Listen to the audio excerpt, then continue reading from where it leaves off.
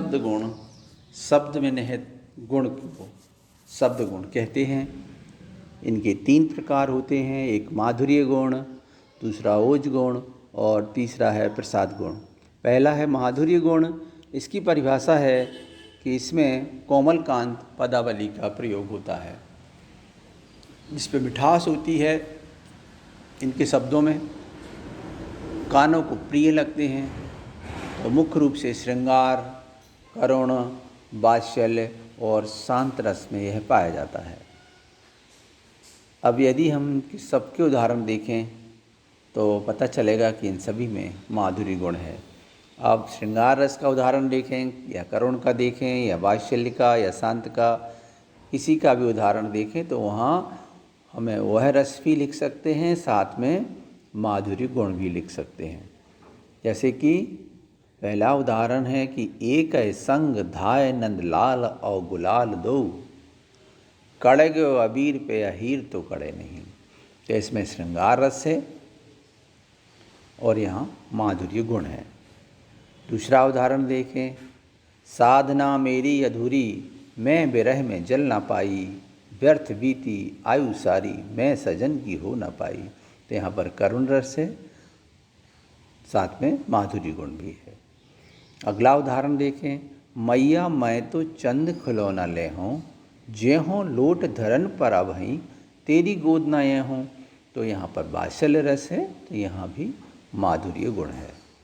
दूसरा है ओज गुण। सरस काव्य में या कोई रचना है, उसमें या उसको पढ़ने में मन में उत्तेजना आती है, चित्त उत्तेजित होता है, ऐसे वर्णों का समावेश होता है, वहाँ ओज गुण होता है। ओज गुण वीर, भयानक और रौद्र रस में पाया जाता है। इस प्रकार कहा जा सकता है कि चित्त में उत्तेजना प्रदान करने वाले गुण को ओज गुण कहते हैं। माधुर्य गुण की तरह ही इन तीनों के उदाहरण देखेंगे तो हम पता कर पाएंगे या पता चल जाएगा कि इन सभी में ओज गुण है। चाहे वीर का देख लें, चाहे भयानक का देख लें और चाहे रौद्र का देख लें। ओज गुण के उदाहरण हैं, बुंदे ले हर बोलों के मुँह, हमने सुनी कहानी थी, खूब लड़ी मर्दानी वो तो झांसी वाली रानी थी। इसमें वीर रस है और वीर रस के कारण यहाँ ओज गुण है। दूसरा उदाहरण देखें, खट खट खट खट तेंगा बाजे, बोले छपक छपक तलवार, कट कट शीश गिरे धरनी में, उठी उठी रुंड करें तलवार। तो इसमें रौद्र रस होने के कारण इसमें भी ओज गुण है। अगला उदाहरण है, एक ओर अजगर ही लख, एक ओर मृगराय, विकट बटोही बीच ही पर्यो मूर्छा खाए। तो उक्त पंक्ति में भयानक रस होने से भी यहाँ पर ओज गुण है। प्रसाद गुण, जहाँ काव्यांश में सरल और सुबोध शब्द योजना होती है, जिसे पढ़ते ही उसका अर्थ स्पष्ट हो जाता है, वहाँ प्रसाद गुण होता है।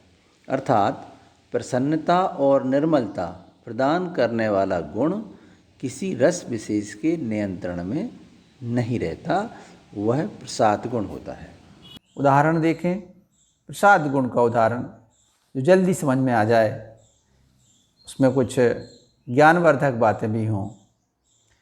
जैसे कि उदाहरण देखें, जाकी रही भावना जैसी, प्रभु मूरत देखी तिन तैसी। तो ये स्पष्ट समझ में आ रहा है कि ये क्या कहना चाहते हैं और ज्ञानवर्धक बात भी है, सरल भी है, सीधी बात है। दूसरा उदाहरण देखें, हे प्रभु आनंद दाता, ज्ञान हमको दीजिए, शीघ्र सारे दुर्गुणों को दूर हमसे कीजिए। तो यहाँ भी प्रसाद गुण है। एक और उदाहरण देखें, जाति न पूछो साधु की, पूछ लीजिए ज्ञान, मोल करो तलवार का, पड़ी रहन दो म्यान। ये भी प्रसाद गुण का उदाहरण है।